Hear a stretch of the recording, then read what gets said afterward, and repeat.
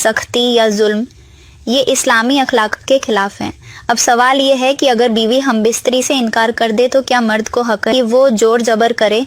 تو جواب صاف ہے، نہیں، اسلام کسی بھی حال میں زبردستی کو جائز نہیں ٹھہراتا۔ شوہر کا حق اپنی بیوی پر ہے، مگر وہ حق محبت اور رضامندی کے ساتھ ہی پورا ہوتا ہے۔ اگر عورت بیمار ہو، تھکی ہوئی ہو یا اس کے اندر کسی وجہ سے نفسیاتی یا جذباتی پریشانی ہو تو مرد کو چاہیے کہ وہ صبر کرے، سمجھداری سے کام لے، نہ کہ زبردستی کرے۔ رسول اللہ نے فرمایا، تم میں سے کوئی اپنی بیوی پر جانوروں کی طرح نہ ٹوٹ پڑے، بلکہ پہلے پیار اور نرمی سے قریب آئے۔ یہ حدیث کتاب الجواب الکافی میں بیان ہوئی ہے۔ اس حدیث سے ہمیں یہ سیکھ ملتی ہے کہ اسلام میں جسمانی رشتہ بھی ادب اور احساس کے ساتھ ہونا چاہیے، نہ کہ زبردستی اور ظلم کے ساتھ۔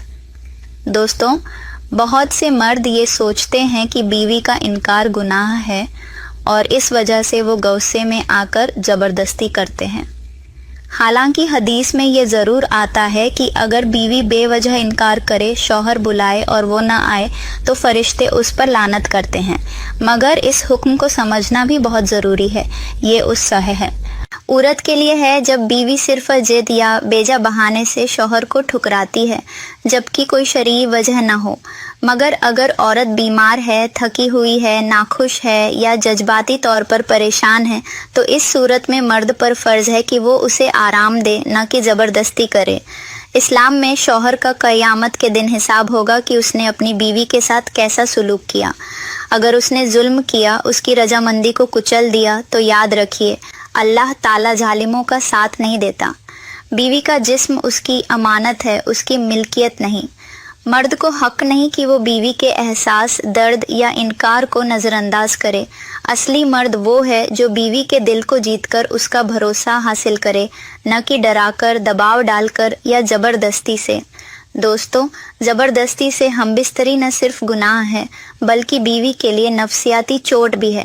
بہت سی عورتیں یہ درد سالوں تک اپنے اندر رکھتی ہیں، بول نہیں پاتی، اور پھر شادی شدہ زندگی میں محبت ختم ہونے لگتی ہے، گھر کا سکون ختم ہو جاتا ہے۔ اس لیے مرد کو یہ سمجھنا چاہیے کہ جسمانی رشتہ صرف مرد کی ضرورت نہیں، بیوی کی بھی ہے، اور یہ تبھی مکمل ہوتا ہے جب دونوں دل سے تیار ہوں۔ رسول اللہ نے فرمایا، تم میں سب سے بہتر وہ ہے جو اپنی بیوی کے لیے سب سے بہتر ہو۔ ترمذی، یعنی مرد کی اصل اچھائی اس کے نماز یا روزے میں نہیں بلکہ اس کی بیوی کے ساتھ اس کے رویے میں جھلکتی ہے۔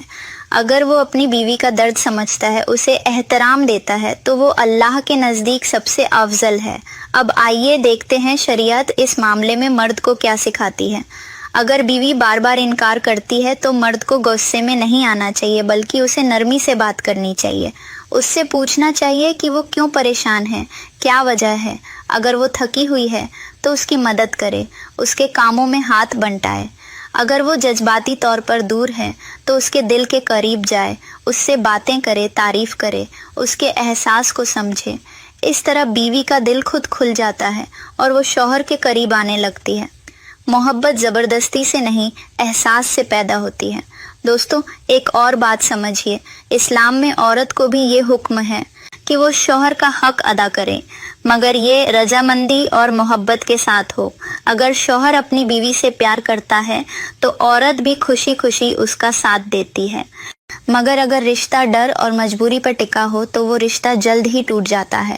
اس لیے اسلام نے دونوں کو سمجھایا کہ ایک دوسرے کے حق ادا کرو۔